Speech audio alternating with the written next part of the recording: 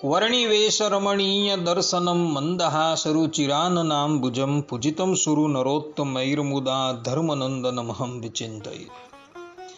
असतो मा षड्गमय तमसो मा ज्योतिर्गमय मृत्युर्मा अमृतं गमय। ओम शांति शांति शांति। अस्मद्गुरु समारंभां नाथ यामुन मध्यमां लक्ष्मी वल्लभ पर्यंतां वंदे गुरु परंपरा। આજની જ્ઞાન સભાની અંદર પધારનારા બધા જ ભગવદ ભક્તોને વેદાંતાચાર્ય, પુરાણ ઇતિહાસાચાર્ય અને ફિલોસોફી શાસ્ત્રી રાકેશભાઈના હિતપૂર્વક જય સ્વામિનારાયણ। ભક્તો, ગયા વખતના પ્રવચનની અંદર આપણે બધા જગત અને જગદીશ્વર વચ્ચે સ્વસ્વામીભાવ સંબંધ છે એ વિષયની ઉપર થોડી વાત શ્રવણ કરતા હતા અને શાસ્ત્રોના માધ્યમથી તમને બધાને એ વાત પ્રતિપાદન કરીને બતાવી કે જગત અને જગદીશ્વર વચ્ચે સ્વસ્વામીભાવ સંબંધ છે। હવે આજના પ્રવચનની અંદર આપણે બધા જીવાત્મા અને પરમાત્મા વચ્ચે જે સેવ્ય સેવક ભાવ સંબંધ છે એના પર થોડી વાત શ્રવણ કરશું। તો બધા જ શ્રોતાગણો આ પ્રવચન એકાગ્ર મનથી શ્રવણ કરે અને એને આત્મસાત કરી લે। તો સેવ્ય સેવક ભાવ એટલે શું? તો સ્વામીને અભિમત સમસ્ત કાર્યોને કર્યા કરે તે સેવક અને સેવકે કરેલી સેવાને સ્વીકારે તે સેવ્ય કહેવાય છે। અગાડી જે આપણે સ્વસ્વામીભાવ સંબંધ શ્રવણ કરી આવ્યા એનાથી આ સેવ્ય સેવક ભાવ સંબંધ જે છે એ ભિન્ન છે। ગૃહ છે, ક્ષેત્ર છે, ધન છે એ આદિક સ્વભૂત છે, પણ એને સેવક ન કહેવાય, કારણ કે એ લોકોથી સેવા બની શકતી નથી। પરંતુ મનુષ્યથી પરમાત્માની સેવા બની શકે છે, એટલે એને પરમાત્માનો સેવક કહેવાય છે। જીવાત્મા પરમાત્માની આજ્ઞા અનુસાર નિત્ય નૈમિતિક આદિક વર્ણાશ્રમ ધર્મને અને ભગવાનને અતિ અભિમત વંદનાદિક ભાગવત ધર્મને પાળે છે, માટે વાસ્તવની અંદર ભગવાનનો સેવક કહેવાય છે। જો સેવક સ્વામી થકી કોઈ પણ જાતના ફલની ઈચ્છા રાખતો હોય તો વાસ્તવની અંદર એ સેવક નથી, એ વ્યાપારી છે। જેમ કે શ્રીમદ ભાગવતના સપ્તમ સ્કંદના 10મા અધ્યાયના 4th શ્લોકની અંદર ભક્તરાજ પ્રહલાદ કહે છે કે યષ્ટ આશીષ આશાસ્તે નસ ભૃત્ય સવૈ વણિક, અર્થાત કે જેને અનુગ્રહની અપેક્ષા હોય તે ભૃત્ય એટલે કે સેવક ન કહેવાય, તે તો વણિક કહેવાય છે, અર્થાત કે વ્યાપારી કહેવાય છે। કહેવાનું તાત્પર્ય અહીં એવું છે કે પરબ્રહ્મ પરમાત્માની જે સેવા કરવામાં આવે છે એ સેવા નિષ્કામ ભાવે કરવાની છે। જો એની અંદર કોઈ પણ જાતના અનુગ્રહની એટલે કે ફલની ઈચ્છા હોય તો એ સેવા ન કહેવાય, એ તો લેવડ દેવડ કહેવાય છે। ભક્ત કહો, સેવક કહો, કિંકર કહો, દાસ કહો, આ બધા શબ્દો જે છે એ પર્યાયવાચક શબ્દો છે, પરંતુ એની અંદર સેવક અને કિંકર વચ્ચે કેટલોક ભેદ જે છે એ બતલાવવામાં આવેલો છે। રામચરિત માનસના ટીકાકારો જે છે એ કિંકર અને સેવકની અંદર થોડો ભેદ બતાવે છે। કિંકર કોને કહેવાય? તો જે સ્વામીની આજ્ઞા પ્રમાણે જે કાર્ય કરતો હોય તે હરિનો કિંકર કહેવાય, પરંતુ જે સ્વામીનો હૃદયગત અભિપ્રાય જાણીને સેવા કરતો હોય તો એ સેવક કહેવાય છે।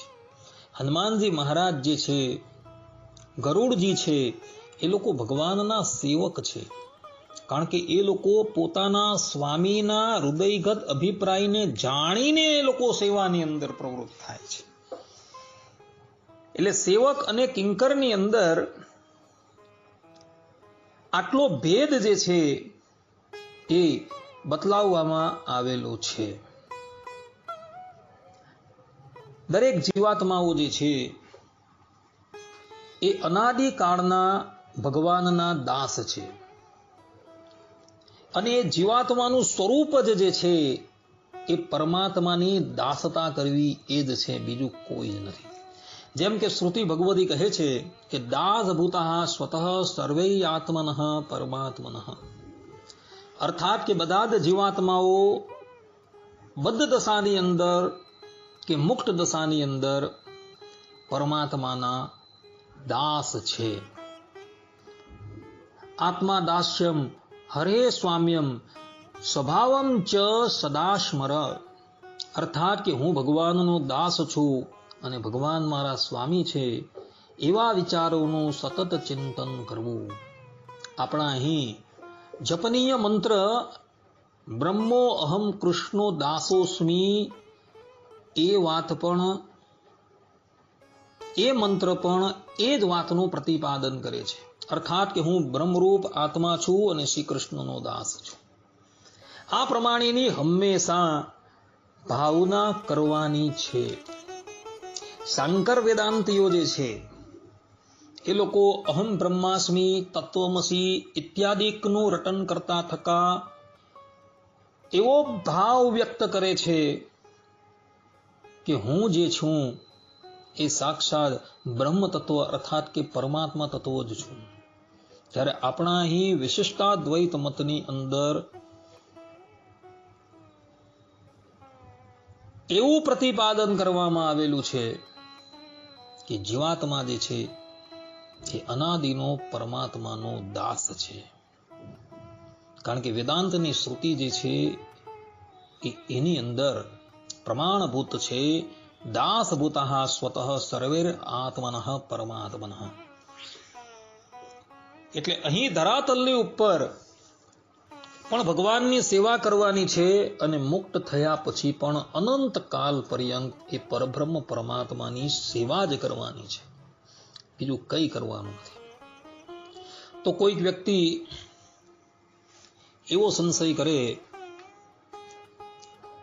કે સેવા તો લોકની અંદર દુઃખરૂપ દેખાય છે,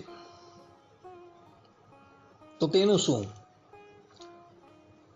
અહીં આપણે પરમાત્માની સેવા કરીએ અને પછી પણ મુક્ત થયા પછી પણ શું આપણે ભગવાનની સેવા જ કરવાની છે?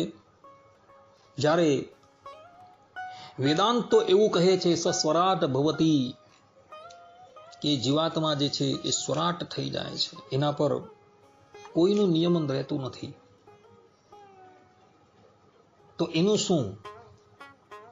તો એ લોકોને કહેવાનું કે જો સ્વામી હોય એ દુર્ગુણી હોય તો તેની સેવા જે છે એ દુઃખરૂપ થઈ પડે છે, પરંતુ જો સ્વામી સગુણી હોય તો તેની સેવા જે છે એ આનંદ માટે થાય છે. જે પ્રમાણે પતિવ્રતા ભાર્યાને સગુણ ભર્તાની અનુવૃત્તિ મહામોદને માટે થાય છે, તેમ ભગવાનની સેવા પણ અત્યંત આનંદ માટે થાય છે. ને શ્રુતિ જે એમ કહે છે સસ્વરાટ ભવતી, એનો અર્થ એવો લેવાનો છે કે એ જીવાત્મા જે છે કાળ છે અને માયા છે, એના બંધનથી મુક્ત થયો હોવાથી એ સ્વરાટ છે, નહીં કે પરમાત્માથી મુક્ત થયો હોવાથી એ સ્વરાટ છે.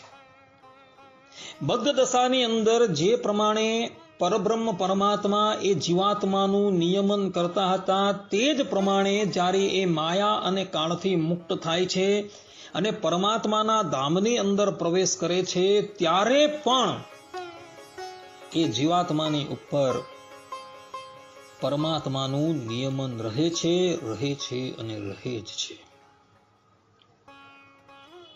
પરબ્રહ્મ પરમાત્માની અંદર એવા ગુણો છે કે સેવા કરવાની ઈચ્છા ન હોય છતાં પણ જીવાત્મા આપમેળે એ ભગવાનની સેવાની અંદર જોડાઈ જાય છે. અને આ વાત જે છે એ શ્રીમદ ભાગવતના 9મા સ્કંદના 9મા અધ્યાયના 6ઠા શ્લોકની અંદર સુખદેવજી મહારાજે પોતાના સ્વમુખે કહેલી છે. જેમ કે સુખદેવજી મહારાજ કહે છે, કુર્વંત્ય હૈતુકીમ ભક્તિમ ઇત્થમ ભૂત ગુણો હરિહિ. અર્થાત કે ભગવાન એટલા બધા ગુણ સંપન્ન છે કે જીવો કારણ વિના પણ તેમની ભક્તિ એટલે કે સેવા કરે છે. રામાયણની અંદર લક્ષ્મણજી સ્વયં હનુમાનજી મહારાજ પ્રત્યે બોલે છે કે અહમ અસ્મ્ય વરો ભ્રાતા ગુણૈર્દાસ્યમ ઉપાગતઃ. અર્થાત કે હું નાનો ભાઈ છું, છતાં શ્રી રામમાં રહેલા ગુણોને જોઈને તેમનો દાસ થઈ ગયો છું. પરમાત્માની અંદર એવા ગુણો છે કે જીવાત્માની ઈચ્છા ન હોય છતાં પણ એ પરમાત્માના ગુણથી આકર્ષિત થઈને એની સેવાની અંદર જોડાઈ જાય છે. આ પ્રમાણે પરમાત્મા જે છે એ ગુણ નિધિ છે. એના એક એક ગુણોનું જો વિવેચન કરવા માટે જઈએ તો દિવસો નીકળી જાય છે. વેદો પણ નેતિ નેતિ કહીને પોતાની વાણીને ત્યાંથી સંકેલી લે છે. એવા તો ભગવાનમાં અનંત ગુણો છે. એ જે ગુણો તરફ આકર્ષિત થઈને બધા જ લોકો જે છે એ પરમાત્માની સેવાની અંદર જોડાઈ જાય છે. ભગવાન સ્વામિનારાયણે પણ પોતાના વચનામૃતની અંદર સ્થાન સ્થાન પર સેવ્ય સેવક ભાવ જે છે એ પ્રતિપાદન કરેલો છે. જેમ કે ગધડા પ્રથમના 14મા વચનામૃતની અંદર ભગવાન સ્વામિનારાયણ કહે છે, અને જે ભગવાનના દાસ થયા છે તેને તો કાંઈ કરવું રહ્યું નહીં, પણ દાસપણું આવવું એ ઘણું કઠણ છે. ભગવાનના દાસ હોય તેના તો એ લક્ષણ છે કે પોતાના સ્વામી તેને ભોગવવાના જે પદાર્થ તેને પોતે ઈચ્છે નહીં અને પોતાના સ્વામીનું ગમતું મૂકીને બીજું આચરણ કરે જ નહીં. એવો હોય તે હરિનો દાસ કહેવાય. આથી ભગવાન સ્વામિનારાયણે અહીં સેવ્ય સેવક ભાવ જે છે એ પ્રતિપાદન કરેલું છે. ગધડા પ્રથમના 61મા વચનામૃતની અંદર ભગવાન સ્વામિનારાયણ કહે છે કે ભગવાન વિના બીજું કાંઈ ન ઈચ્છે, ભગવાનને સર્વસ્વ અર્પણ કરીને ભગવાનના દાસ થઈને રહેવું. ગધડા પ્રથમના 63મા વચનામૃતની અંદર ભગવાન સ્વામિનારાયણ કહે છે કે અનંત કોટી મુક્તો તે ભગવાનની સેવાને વિશે રહે છે, માટે જેના સેવક એવા છે તો એમના સ્વામી જે પુરુષોત્તમ ભગવાન એ કેવા હશે. આ પ્રમાણે કહી ભગવાન સ્વામિનારાયણે અહીં પણ સેવ્ય સેવક ભાવ જે છે એ પ્રતિપાદન કરેલો છે. ગધડા પ્રથમના 71મા વચનામૃતની અંદર ભગવાન કહે છે કે અનંત કોટી મુક્ત તેમણે સેવ્યા છે, ચરણ કમળ જેના એવા. કહેવાનું તાત્પર્ય અહીં એ છે કે મુક્ત અવસ્થાની અંદર પણ જીવાત્માએ પરમાત્માની સેવા કરવાની છે. અને એટલે જ માટે ભગવાન સ્વામિનારાયણ જે છે શિક્ષાપત્રીના 121મા શ્લોકની અંદર કહે છે કે મતમ વિશિષ્ટા દ્વૈતમ મેં ગોલોક ધામ ચિપ્સિતમ તત્ર બ્રહ્માત્મના કૃષ્ણ સેવા મુક્તિશ્ચ ગમ્યતામ. આ પ્રમાણે ભગવાન સ્વામિનારાયણ પોતાનો સિદ્ધાંત જે છે એ શિક્ષાપત્રીની અંદર પણ પ્રતિપાદન કરે છે. ગધડા અંત્યના 38મા વચનામૃતની અંદર ભગવાન કહે છે કે મુક્ત પુરુષ તેમણે દિવ્ય એવા જે નાના પ્રકારના ઉપચાર તેણે કરીને સેવ્યા થકા. આ પ્રમાણે અહીં પણ ભગવાન સ્વામિનારાયણે સેવ્ય સેવક ભાવ જે છે એ પ્રતિપાદન કરેલું છે. મધ્યના 67મા વચનામૃતની અંદર સ્વામી સેવકપણાનો નાતો રહે છે. બ્રહ્મરૂપ થયા છે તો પણ ભગવાનના દ્રઢ દાસ થઈને ભગવાનનું ભજન કરે છે. સાર્ધમ્યપણાને પામે છે તો પણ સ્વામી સેવકપણું રહે છે.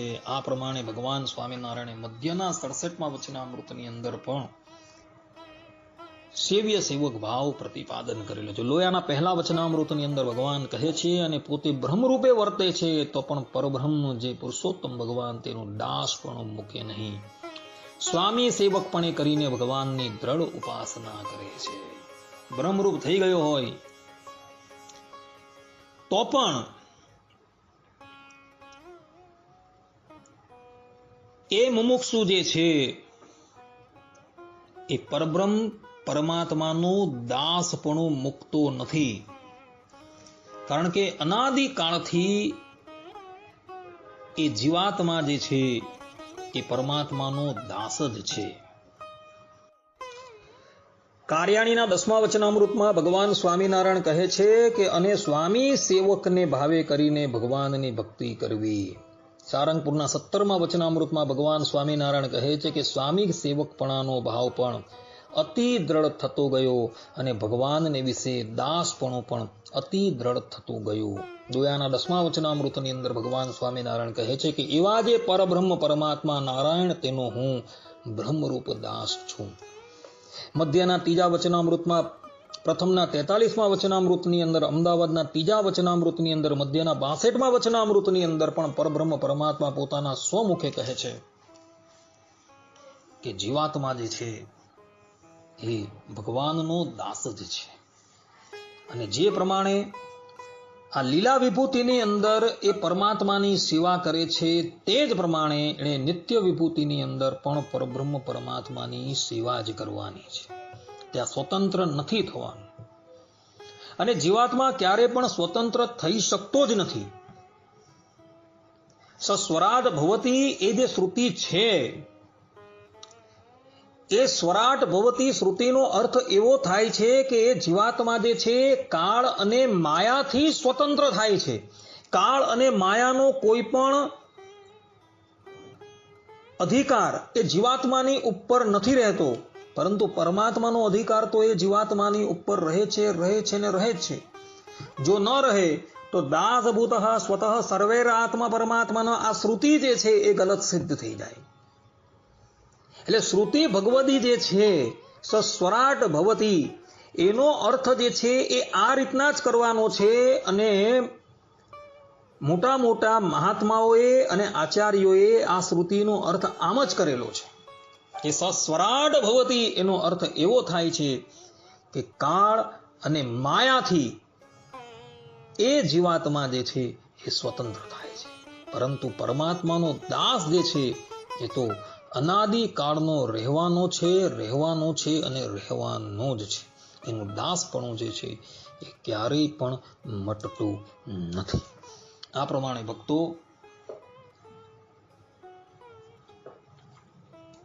અહીં આપણે સેવ્ય સેવક ભાવ સંબંધ જે છે એ જોયો.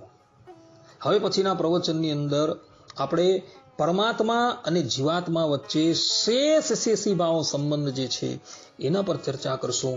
ત્યાં લગીન બધા જ ભગવદ ભક્તોને હેતપૂર્વક જય સ્વામિનારાયણ. સર્વે સંતુ નિરામયઃ, સર્વે સુખીનો ભવંતુ, સર્વે ભદ્રાણી પશ્યંતુ, મા કશ્ચિદ દુઃખ ભાગ ભવેત. અસ્તુ. જય સ્વામિનારાયણ.